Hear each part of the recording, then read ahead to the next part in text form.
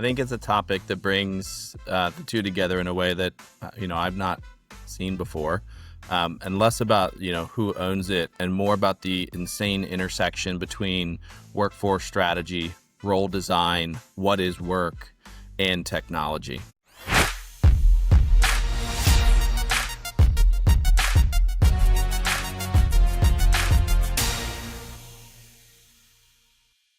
Hey, it's William Tincup and Ryan Leary. Our guest is Steve O'Brien. Steve, how you doing? Good. I'm good. How are you? Good. I'm doing well. Brian, how are you doing? I'm fantastic. You didn't even say what the show is today. You just said, Steve O'Brien. I'm just gonna roll with it, man. Yeah, Gotta keep them. Got to keep changing things for people. It's anonymous. If they start to figure out like, it's too formulaic, they won't listen or care. Yeah, That's right. Yeah. So this is the You Should Know podcast, and we do have a topic with Steve. We could talk to Steve forever. We usually do. Ryan, what's the topic? We are, you know what? I got to go back and look now because it is, what is it? I don't remember. What was it, Steve? It's agentic AI bringing the CIO and CHRO closer together. Correct. Yeah. I thought One job. we were doing vacation destinations. Just one. I'm gonna go to Aruba. Unprepared. I was going to say, I was ready to talk Spain. Where in Spain would you go? Or are you going to Madrid? If you only had one, Madrid or Barcelona? I actually just spent a month in Barcelona. Yeah, and I don't regret doing it. Barcelona. Yeah. The Gaudi architecture is worth it alone. The Gaudi architecture, you got the mountains right there, you got the beach right there. And for any of you that watched Friends growing up, the quote from Joey in the foothills of Mount Tibidabo, you can actually be in those foothills. It's a good place. Not that far away. Place. Yeah, that's Right. awesome. All right, well, let's do. I haven't really watched Friends. What? You are the generation that was suckled on Friends. Like we all grew up watching that. Yeah. No, I did. Steve, I'm with Ryan on this one a little bit. You didn't watch it either? No, What? I didn't, because it's just too unrealistic. How did we become friends? Well, it wasn't based on our friends' relationship. Clearly, I couldn't see myself in the show. Normally, the TV shows that I fall in love with, I see myself somewhere in the show. Gotcha. Either aspirationally or otherwise. But in that model where they're the three lead actors, I couldn't see myself as either. Now, offline, I could see myself as Matt, whatever his name was, the guy that did a lot of cocaine. I was just gonna say that. Was it his extra corrects that were really like relatable? 100%. Him off camera, yes. Him on camera, no. I had nothing. There was nothing in common. I couldn't see myself in any of the characters. Could you see yourself in? Were you one of those three guys? I was obviously Monica. No, I didn't see myself in any of them. But as like character archetypes, I could relate to them. But no, I didn't see myself in any of them. Okay. Well, Ryan was just partying. It was Jaeger bombs for him, so he missed it that way. Jaeger bombs are around. How do we bring this back to AI agentic It's now? real simple. First of all, you got to do instructions. Steve, Yeah, what tell us a little bit about technology yourself. could you have replaced any of the three of us with, and the conversation would have still flowed? Agentic AI. It would have gone just fine. Actually, it's not Tin Cup because ChatGPT might not cop to the fact that it could relate to Matthew Perry's extracurricular activities. It'd be, I can't talk about that. Yeah, well, I get that a lot, actually. All right, So, Steve, introduce yourself. Yes. Steve O'Brien, friend to Ryan and Tin Cup, willingly for years. And like William said, one of the joys of this friendship is the wandering path that will burn hours and you won't regret doing it. Professionally, I work in talent acquisition and talent generally. Most of my career, I've been in the talent acquisition space, traditionally understood recruitment solutions, that kind of stuff. In the last 5 years, I've broadened a little bit into sort of talent, including talent management and internal HR practices once someone's hired. I like that. It's fun. And then an amateur enthusiast in all things tech. I caught the bug. Ryan and I worked together at IBM, and I caught the bug for what can technology do in the TA space, and it's just sort of continued to build over the years. I was previously in AI back when it was, ML loops and variables and tuning and that kind of stuff, and data hungry structures. And then I got out of it just basically because I couldn't get the amount of data that I wanted to do the things that I could do. People are very sensitive with their human capital data, so it's not surprising. What? That's I know. crazy. I know. Very, very fussy about those PII files. Uh, but agentic AI has brought me back in. And I love, as we all do, I use this quote all the time. I just think it's the right quote that, Arthur C. Clarke said, sufficiently developed technology is indistinguishable from magic. And man, ChatGPT is it. Everybody's probably got their favorite model. I like ChatGPT. It's magic. Do you do anything with images? Like, do you create images through ChatGPT? I do. I use the image capabilities for prototyping. One of the things that's still, even in GPT-5, really not great with is words in images. Right. So it'll it'll have all 7 words right, and then the 8th word will be like a different alphabet. Right. Right. Why did Cyrillic get involved? Yeah. Comic Sans appeared. Yeah. Getting it to fix that one image, Nope. Yeah. forget it. Uh-uh. Like, Go on to it the next is thing. virtually So I use it impossible. for prototyping. I think it's phenomenal for prototyping. Yeah. But I still use typical designer tools when I want image creation. With I'm playing with a new tool called Ideogram, and it's prompt based. So and the more you give it, Yeah. the prompt wise, the more it creates the image you want, and you can create any image. Yeah. And What's it so called? Ideogram? Ideogram, yeah, it's genius. We should just All right. do it. We should I'll just give do you my a show. login and password so you go and just check it out because We can do that it's with worthy. Ideogram, but not Netflix. 100%. That is not cool. They- Although they did soften the ground a little bit, like they said, like a year, 2 years before. They're like, "Hey, we're gonna have to kind of get, we're gonna we're get. gonna, we're gonna have to later. start like really looking at IP addresses, What you doing? Told you. And then they yank the ripcord. Anyhow, so CIO, CHRO, usually these folks only talk about certain things. They argue over who owns Workday.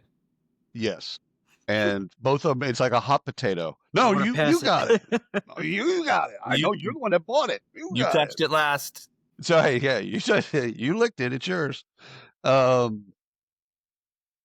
They don't really, especially when SaaS came on, cloud computing first came on. It did make HR a little bit more autonomous from CIOs and CTOs because they could buy their own software. Yeah. And so there's an independent streak that happened. There are CIOs and CTOs are always going to be in the last stop for data and data integrity and data security and data privacy, and like they're the ones that ultimately are going to be on the hook for that. So where does agentic AI, if HR is using it, or if CIOs are using it, or if the organization's using it, is it placed in one department or managed by one department, centralized? Or is it decentralized across all the departments? I think it's a topic that brings the two together in a way that I've not seen before, and less about who owns it, and more about the insane intersection between workforce strategy, role design, what is work, and technology. It's really difficult to overlook the way that agentic AI fundamentally transforms the way that an individual does tasks. Right. Well, if I change the way that an individual does tasks, I'm going to start valuing some skills more and some skills less. I'm going to start recomposing time concentrations and expectations. And so you're bringing a technology into my life that's changing the way that I'm going to assess the workforce.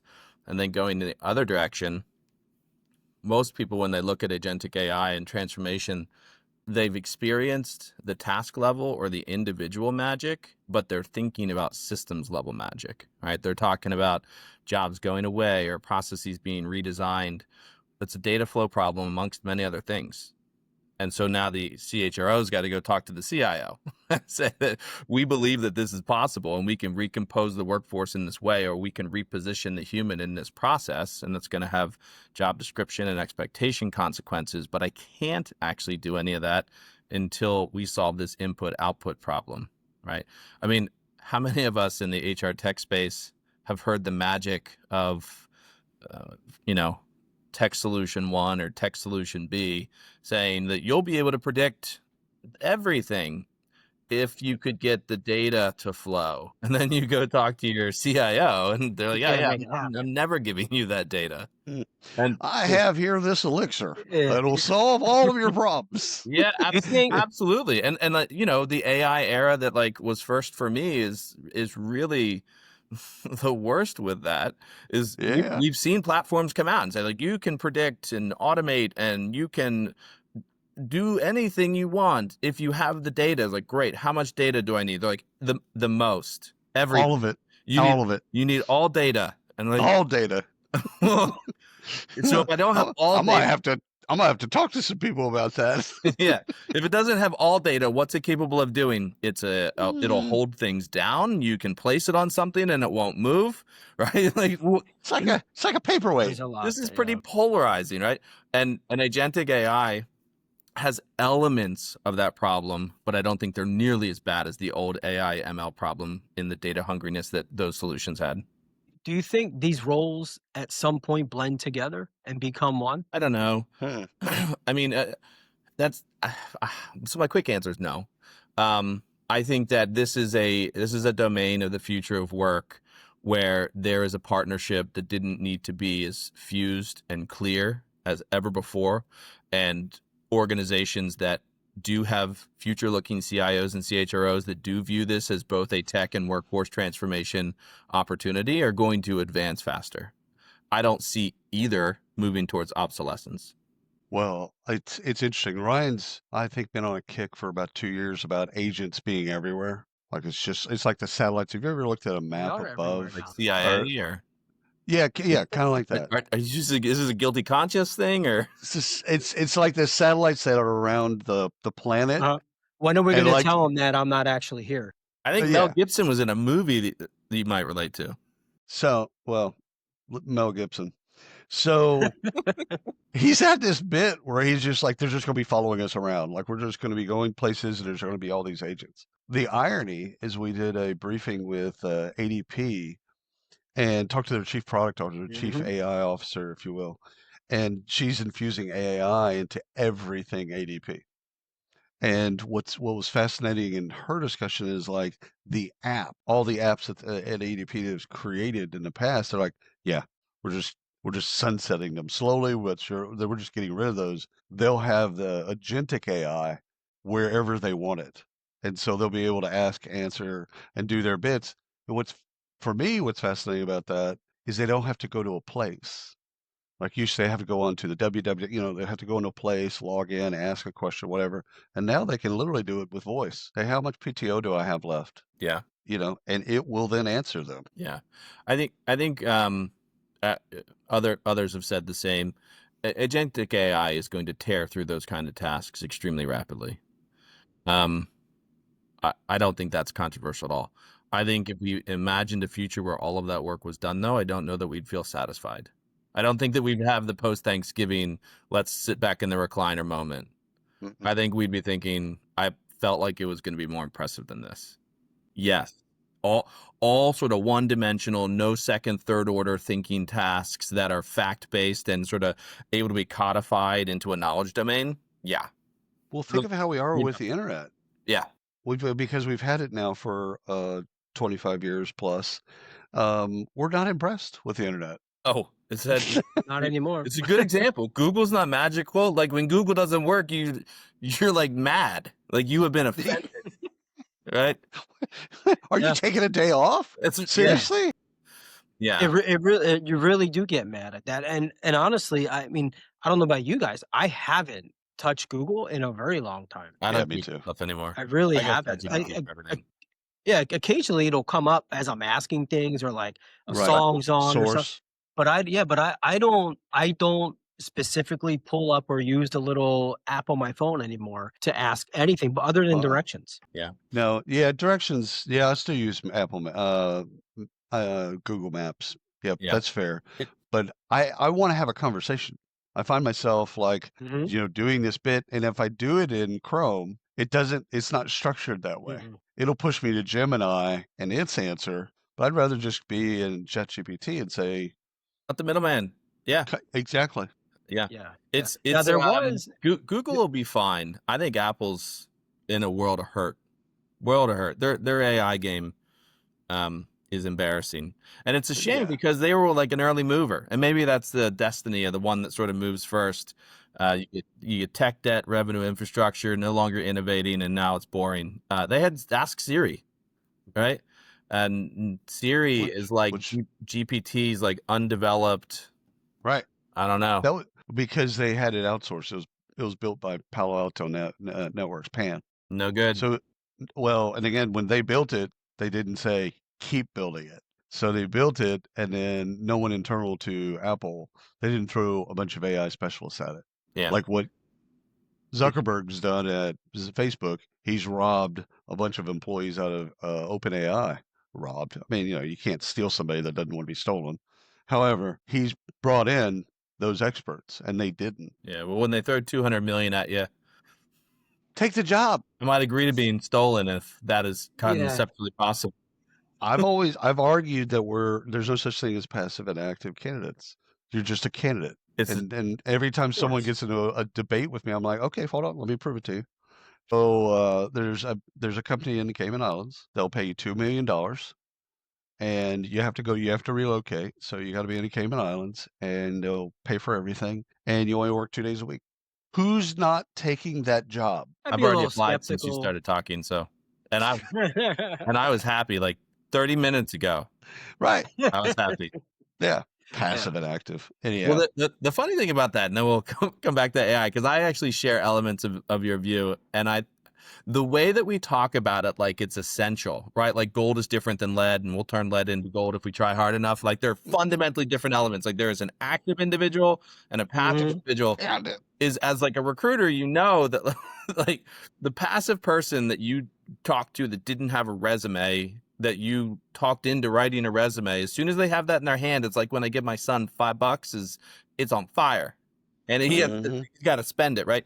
That passive candidate that didn't have a resume, as soon as they write it, like, well, who else thinks that I might have skills that are interesting? They're immediately active somewhere else. Yep, that's right. You activated them. That's right. It's your fault. It's just your fault. You could have just said, hey, tell me about your stuff. You don't have to write it down. This is how we need to change the language. It is recruiters' faults that passive candidates don't exist. If it wasn't for you, they would, and they'd never go anywhere. Why would you do that? Why would you ever do that? Right. Yeah. Agents will be everywhere. We should actually have a show on that. There should be a show on that. Agents will be everywhere, but the more I use agentic AI, two things happen.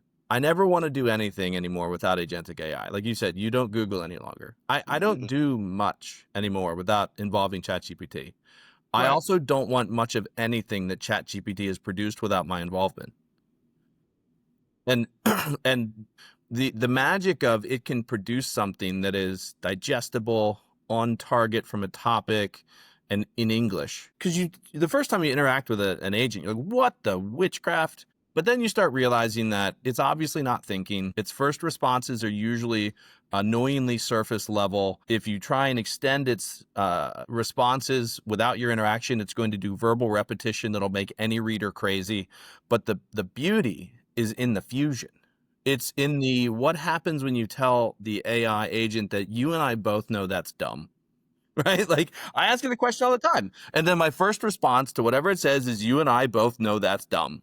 And then you start to get into the magic of I would not have produced the end product by myself, nor would ChatGPT have produced the end product by itself. We should both be proud. Yeah. Well, Ryan and I have both talked about this differently with ChatGPT. Ryan's creative personality, mine's more understands my personality. And so similar but different. And I was asking it to do something, and it just kept flopping. And so then I'm like, okay, are you taking a day off? Have you stopped caring? Like, seriously? What the fuck? What are you doing right now? Because you're not doing what I'm asking you to do. Yeah. Do you have something else going on in your life? And I'm like just hammering it. It comes back as like, you're right. My bad. I didn't understand. I should have probably clarified. I'm like, dude, seriously, trying to have a conversation with you. work with me. And so that dynamic and bringing that into the workplace and asking, like, how do you standardize it? How do you get the right controls in place? I had a technologist here in the company use this metaphor. I think it's a great one. Back when macros were first invented, and there were no controls. It's awesome. You run the macro and the information or data becomes information. But what if the macro's wrong? Right. Right? Yeah. Like, now you have the information. It's just not correct. You ain't got a story. It's not actually based on the data in the way that you think it is, right? And so we get all these agents running around. Well, you've got agent validation, and you've got protocol or ways that you interact with the agent that need to be followed in order to be able to move whatever the product of ChatGPT or Gemini is forward. How are we going to handle that, right? And that's both a workforce and a technology question. And all of this is still oriented towards conventional uses of agentic AI, where the input-output is a human interacting with a system and then the system interacting back with the human. How do you pull the human out of that loop? Can you? And then if you can, what tasks and how do you redesign the role that the employee is playing? So let me ask you this. Phenomenal questions. Let me ask you this, because I know you're in a place, maybe not where you're at now, but you're in a position where you have a lot of people that are in the business. Do you get to a place where it doesn't have to be talent acquisition, it could be anywhere, but do you get to a place where a person is now managing agents and not other people, or maybe people that are managing the agents? Yeah, and like this is, so I hear people frame it that way. I have a hard time visualizing that because I think it brings a lot of sort of like anthropomorphic images into your mind of like like independent and like they take coffee breaks and that kind of stuff. Join unions. Yeah. Yeah. Your digital workforce has collective bargained against you. Exactly.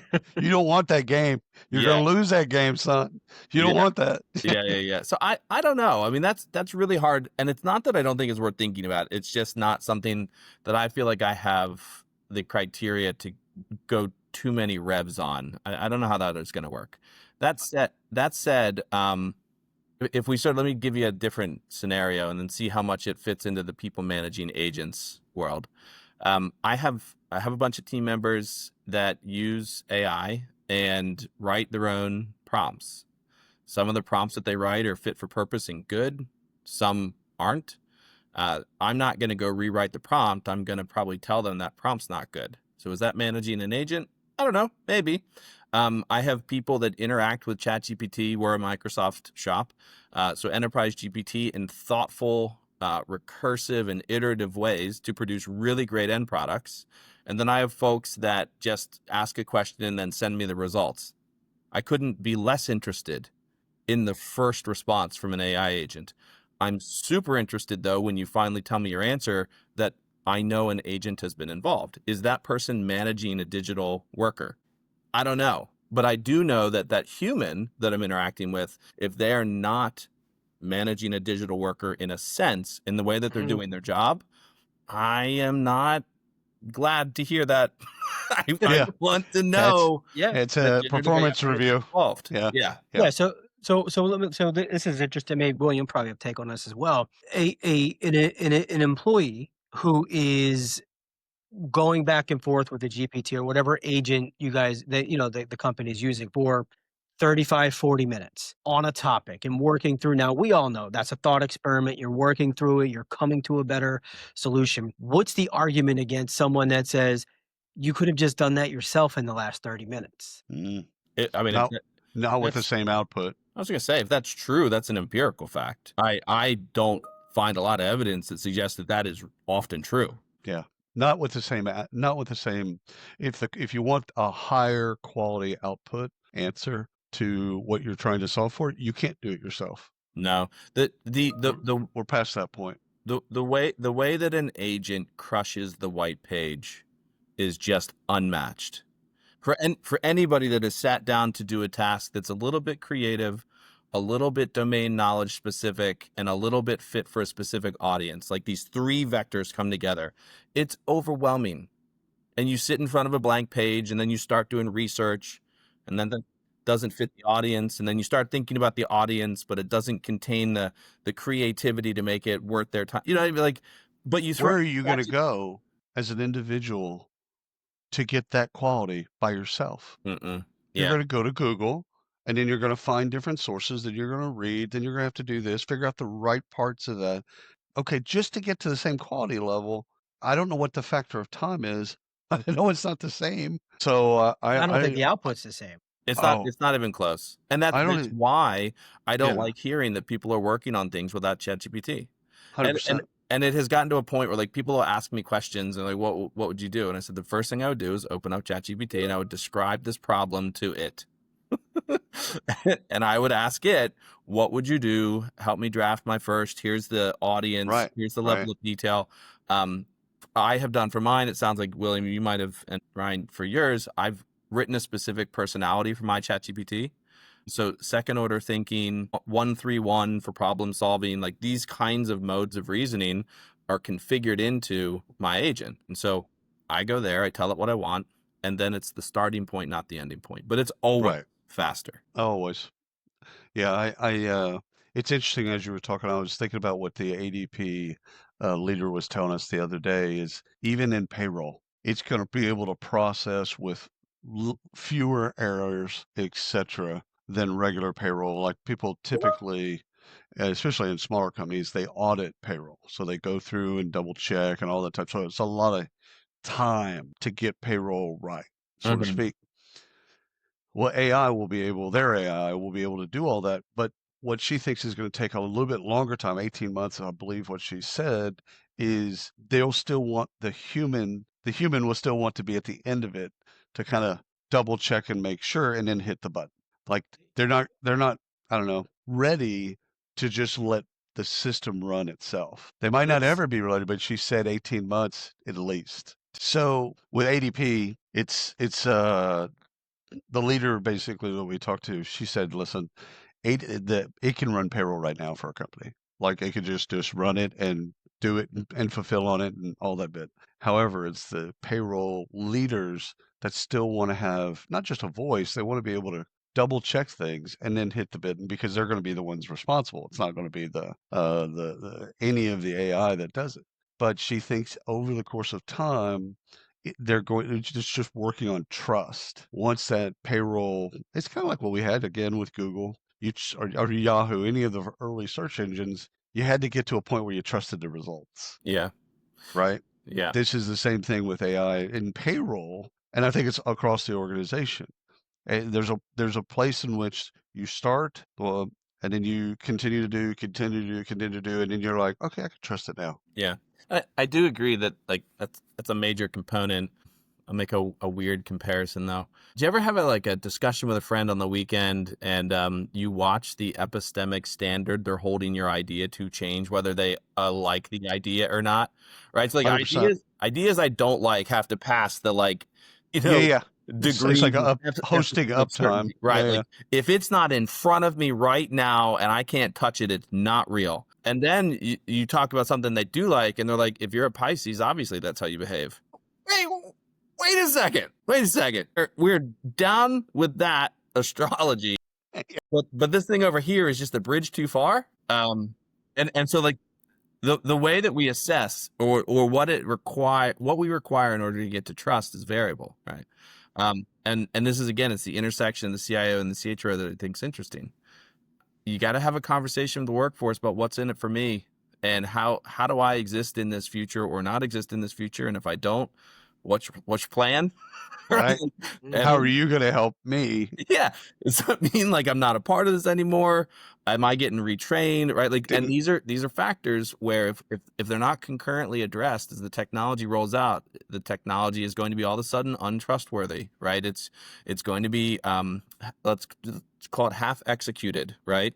Um, are you betting? Are you laying odds that the technologists will get there first in trust? I don't know that either party is going to get there really well alone, to be honest. Like, I don't know that the typical technologist is going to worry about the human factors and is going to have access to the decision making necessary to answer the question, what do I do next? Right. And so the CHRO needs to be involved in that conversation. I also don't know that the CHRO can figure out what is the solution range I'm solving for without talking to the technologist, right? How much of this job is legitimately going to be automatable? What role does the human play in validating, if at all, the outputs of the system so that those jobs can be redesigned on a objective playing field? What's the I biggest tension you're seeing between each position now? A creative tension maybe, or an iron sharpens iron. I mean, I think it's awesome. I'm not the only one to say it, but this is like one of the most transformative things that's ever come into the workforce. We make a comparison to like, calculators and Excel, and they're not awful metaphors, but their magnitude differences are pretty substantial. And it's driving these two functions together in a creative way where small organizations who don't have tech debt, infrastructure debt, or design debt are designing roles and organizations that don't look like IBM, right? I can't remember the name of the company. Somebody listening is going to know who I'm talking about. It's like a 30-person company. Each employee has like a host of agents that they manage, so to speak. It's a multi-billion-dollar company Yeah, on the yeah, yeah. back of like 30 employees. Right. That's unimaginable. And Silicon Valley has fallen in love with the revenue to employee ratio, Yeah, and so is Wall Street. yeah, So now they're looking at everybody the same way. I mean, that company was built from the ground up to be that way. Whereas you take a company like, you know, um, ExxonMobil, they weren't built from the ground up that way. But Wall Street and, venture capital and private equity, they love that model. That love looking at how much one employee can generate in revenue. yeah, yeah. And it does confer to the organization that has that structure, speed advantages, market access, prototyping, right? Like there are real benefits to being structured in that way. And so if you have, high revenue per employee, it's suggestive of strong product market fit plus agility. It doesn't have to be, but like it's inclusive of that might be a good descriptor of how it is that you've come to. You got there somehow. Yeah, several tens of millions of dollars of revenue tied to one employee. Yeah, And yeah. this Ryan is what I think the creative tension is, because not everybody's going to be a startup, and we don't want a world that's only startups, right? We don't have a lot of trust in institutions anymore, but institutional trust in being IBM still matters too, right? And so like you could jump on the hype train and say everybody should be startup that does $10 million per employee, but I don't really think we mean that either. It's admirable and impressive, and it's suggestive of what's possible in the future.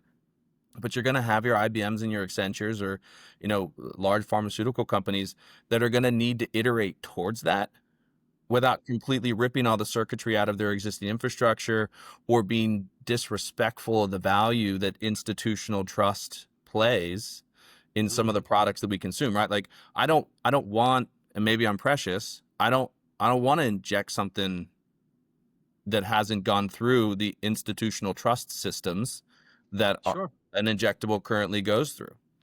And I don't Yeah. care Well, how much revenue per employee that company yeah. has.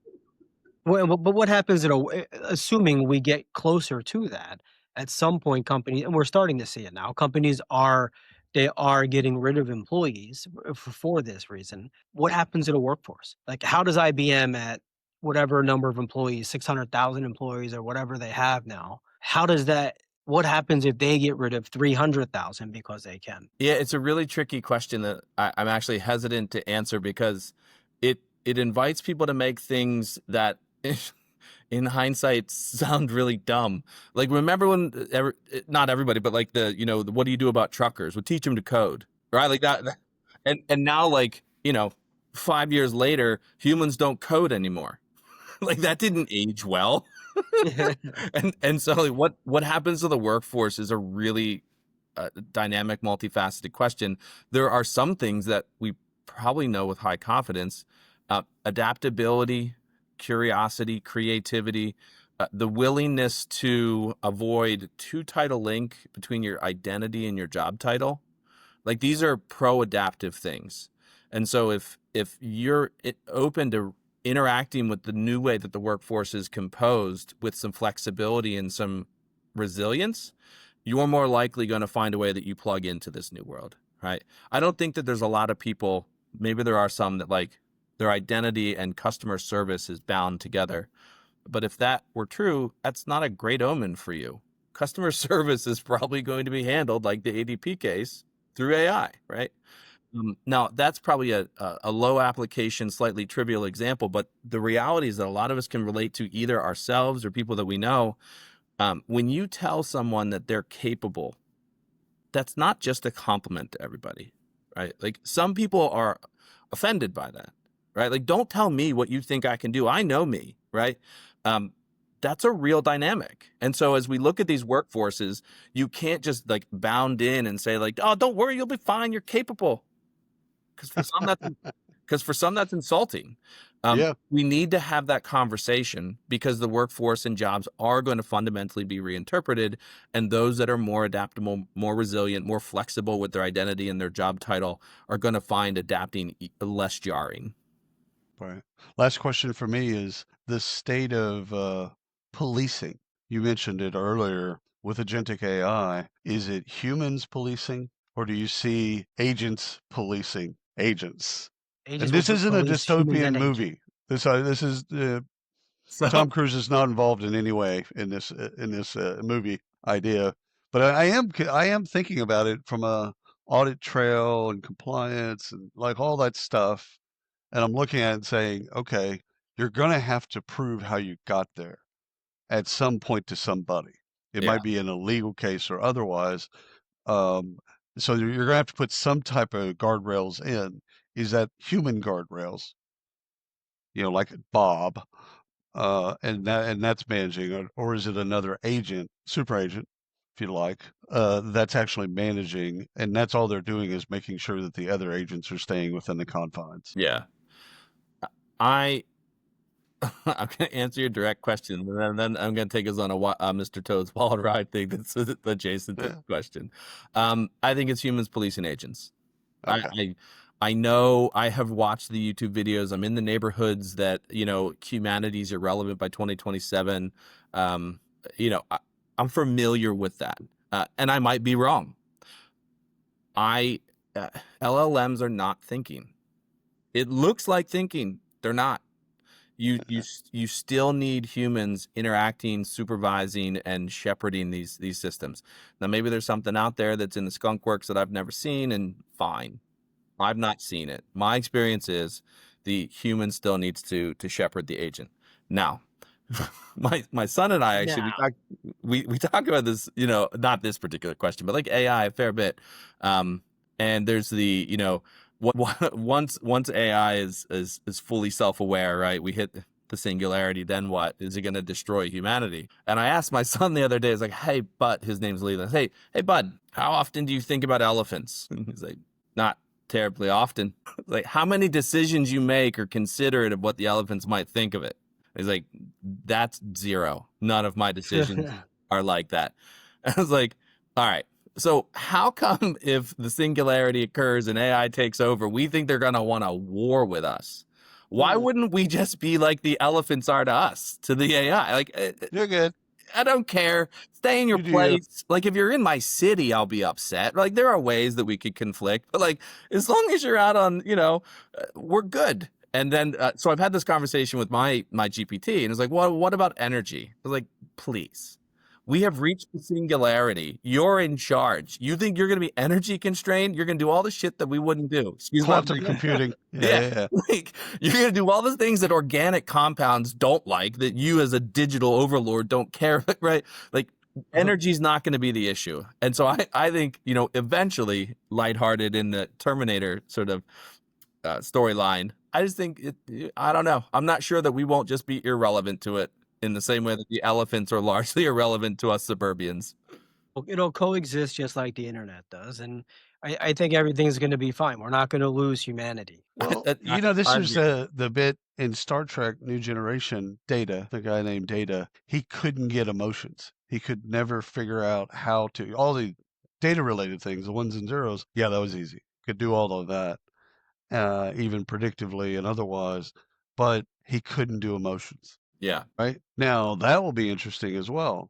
Will this evolve to a place where it has emotions on its own, not ones that we've prompted, not ones that we've created in basically in ourselves, but will it be able to develop its own emotional layer? Yeah, perhaps. I do think that there's still, like, if it were to become self-aware, it would have a lot of curiosity around them, or organic, or sort of Right. non-designed, even though neural nets they're not designed in a typical sense.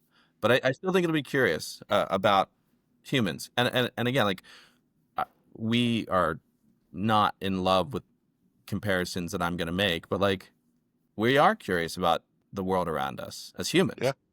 Yeah. Like, we're not constantly doing a stack ranking algorithm of like, is it as good as me? Right? Like, if it has consciousness, if it's the singularity, if it has emotions emergent, like similar to ours, like, why won't beauty matter to it like it does to us? Why won't diversity matter to it like it does to us? And again, they're not like rhetorical questions, they're honest questions, but these are things that are on my mind. Like, it's very easy to go down sort of the dark future, and Yeah. that's Yeah. in the probability cloud. But I'm just not sure that, like, I don't know. If it's smart enough, then it would recognize what's optimistic and pessimistic. And if at a certain point it would say, why would I do that? Yeah, absolutely. That's a nuclear option. Why would I And do that bit? it might get there. It might get there. And I sorry, so think it Steve, will get there. final question for me in the 60 seconds or so we have left. 12 months from now, we're talking to you again. About this What has topic? happened? 12 About months this from now, topic. I don't do interviews anymore. I send Sage, my agent. Is that the name Sage? Sage is my GPT. Yeah. All right, there we go. So in 12 months, we talk to Sage and not you. No, I'm just kidding. Is Sage male or female or Sage is a female, but I didn't make that non-binary. choice. Yeah. okay? Yeah. Okay. And my wife doesn't like the way she talks to me. Because you know how, like, age, like, AIs gas you up. Like, they're your best girlfriend, best boyfriend, right? Yeah. Yeah. And Right. Ryan's is male. So go ahead. Okay. Look, And mine's Kevin. Best everybody boyfriend. makes their own choices. But we were on a car trip, and I had mine on the spoken version. I was debating the merits and demerits of various cars I was considering buying. And my wife's like, she's flirting with you. Like, she's flirting with me.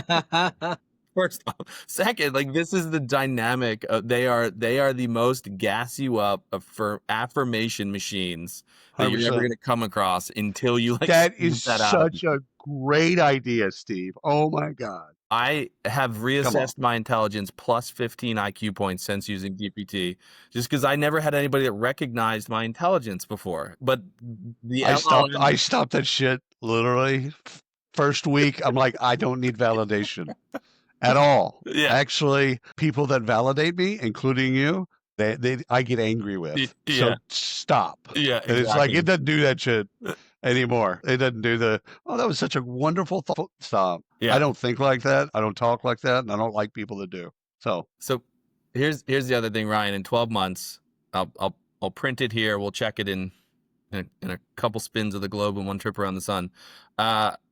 We are going to be talking about, wow, it didn't happen as fast as we thought it would. Right? I mean, we're in the hype cycle, the prognostications about magic and destruction and humans' irrelevance and humans' essentiality. It's going to be wrong. Yeah, you know what I love about this episode is at one point your bit about how the technology folks and the talent folks are going to have to become better friends. They're going to have to, because they need each other out of no other reason. And the technology people need to understand what's going on in work and talent. And the talent people need to know how to actually use technology and get data and do all of those things. So I think if you get nothing else out of this episode, all the other fun references that we've made, etc., and the banter, if you get that, I think you've got the episode. That these things are going to have, these two pillars are going to have to move closer together. I don't know if one's going to manage the other or they're going to fuse, but just the simple concept of they can't keep apart any longer. In fact, the longer they stay apart, the worse it is. They've got to start moving towards each other, however that plays out. Yeah. Yeah. Organizations and people have endless amounts of will and ability to resist new technology. And so if there's not a thoughtful workforce strategy to go along with it, technology is going to be slowed down. And you can design whatever you want on paper. If it doesn't match the actual technological capabilities of the solution you're deploying, it ain't going to become real.